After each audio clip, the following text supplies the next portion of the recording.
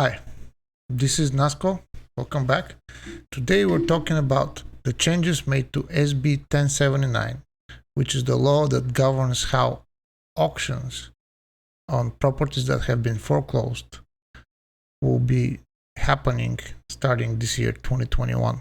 Now, the reason why I'm doing this video is because I ran into the video of Danny Batsalkin, who first had his video titled Communism in California, and after that changed its name to Nightmare in California, explaining how the changes happening in this law will make everything very confusing, how the state will take over, and how this is an extremely bad thing for you. I looked at the law, and me not being a lawyer but being a very logical person came to completely different conclusions.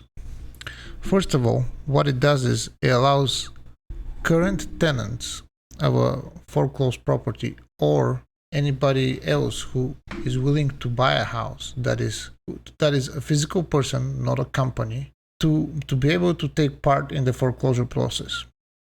Not that before you weren't able to take part in the foreclosure process. You were. Basically, let's say if you win a foreclosure auction, after that things start moving very fast. And for buyers who don't have the money lined up, basically pretty much in cash or with a large cash position, it was impossible for them to take part in that process.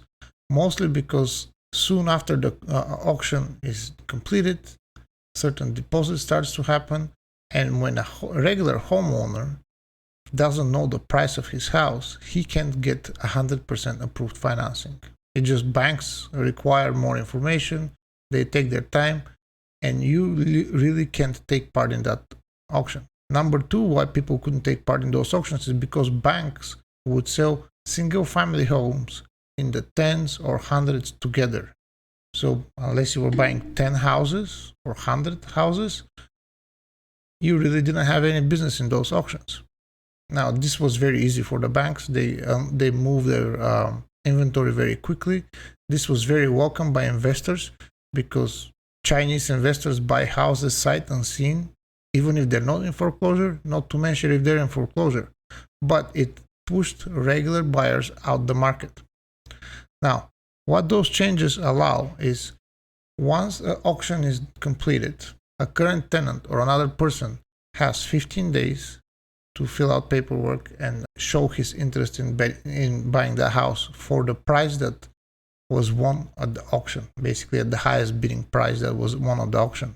They get priority, and those 15 days that are allowed by the law will provide borrowers to get all their ducks in order so they can get everything the way the bank would want it to be. This allows and opens up the market for regular people to be able to buy homes, not investors.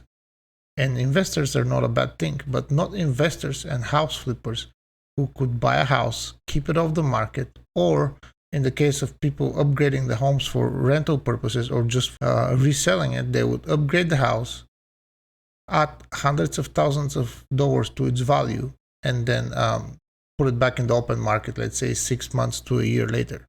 Not that this is bad, but what happens if regular homeowners with stretched budgets were willing to live in a house that's not upgraded, or a tenant who's lived in that house for 10 years and is okay with its condition wants to just buy it, and then if he wants to do upgrades a year from now, 2 years from now, he wouldn't be able to do that because he's basically pushed out of the house. This law allows regular people to be able to participate in that process. Buying a foreclosed house shouldn't be a game only for the rich, and this is what this law allows. Now, for an investor, there's a few changes. First of all, you don't know even if you won an auction that you've bought the house, you have to wait 2 weeks. I don't think that's such a big deal.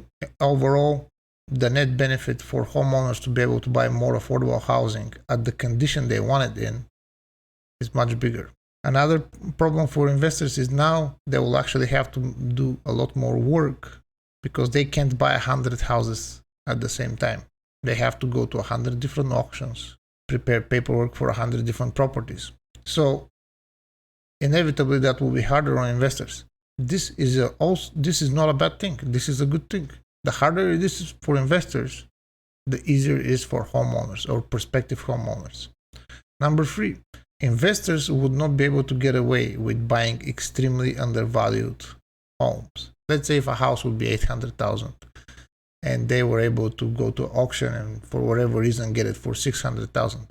Well, now that would be visible to anybody who thinks they can pay $600,000 and move into that house. And they have 2 weeks to get their documents in order. So an investor might be willing to bid a higher price just to get the property, or be willing to run the risk of it slipping away from him because he was too cheap. So banks would not be suffering as many losses as they would be in a regular foreclosure crisis because more players are allowed. Regular homeowners would be able to get into homes and they would be able to choose whether to do upgrades on them right away or wait for better times, instead of being forced to pay for those upgrades by house flippers or forced to pay for them in the virtue of having higher rent. Now, Danny Batsalkin states that this is a nightmare scenario. The only possible nightmare scenario is the provision in the law that allows the state to also have the same rights as the physical buyers of those houses. Now, mind you, those physical buyers of the houses have to live in the house for 12 months. What I suspect the intention for the state's provision is not so much for single family homes, but for apartment buildings and complexes. The reason why this would be happening is because apartment buildings are perfect for housing homeless. Now, we know that the state has had a whole bunch of issues with housing homeless people, and we at the same time know that they've banned or they've allowed people not to pay their rent for a very extended period of time. What that translates to is a whole bunch of owners of apartment buildings are probably behind on their mortgages, so some apartment complexes will be going under and they will be getting foreclosed on. I assume this is where the state might be joining instead of single family home buyers, because it would allow them to choose certain properties they believe would be suitable for housing homeless population. That won't be very many properties. The state has very, very strict requirements on what housing should be for homeless. They're stupid requirements.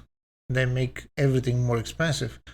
But the fact is that they have those requirements. So if they end up buying some apartment buildings that are working for them, well, we do have to find a solution where basically what this will do is it brings competition to investors that want to buy properties and rent them out, or just buy properties and hoard them like it happened in 2009 and 10 and just wait for the market to recover. It's not the straight up competition that we're used to, because it gives 15 days to other people to basically get the price that the investors chose. But given the fact that banks and the processes of getting a foreclosed home after you win an auction basically is impossible to do if you have a regular mortgage, due to the requirements of the selling bank and the requirements of the bank that creates the mortgage for the person, it basically becomes a little bit of a catch-22. That, on top of the fact that banks can't sell hundreds of houses at the same time, it opens up the market for a lot more people. And this is the most important part. I know that Danny Batsalkin thinks this is bad. He's in real estate, and this will cut into his money. This will cut into his lifestyle, and people who are successful don't like change. Mostly because they've already figured out a niche, they figured out a system where they can keep being successful, and they've become resistant to change. And when change happens, they always believe change is bad, especially people who are comfortable in a certain situation. But this is not a bad law, unless we have some kind of a crazy governor, which I believe Governor Newsom is, and I'm really happy he's on his way out, that just starts buying houses to put homeless people in. This would be a nightmare for the state of California, because when you house homeless people, you also have requirements to upkeep that property. The state of California cannot upkeep single-family homes. It is just not possible for them. So they're not going to be doing that. I do believe they'll be trying to compete on some apartment buildings, but that will be the extent of it. Generally, I'm very, very skeptical and almost always very negatively surprised by new laws passed in California. New taxes that won't let you leave the state for 10 years, or they'll chase you down to the end of the earth if you ever spend 60 days in the country. Just ridiculous laws. But this one is not a ridiculous law. This one opens up the market of foreclosed properties to everybody. And this is the main point I wanted to make. I hope you enjoyed this. My name is Nasco. I'm from The Great Reset. Please like, share, and subscribe. It really helps the channel. And I'll be back with more videos.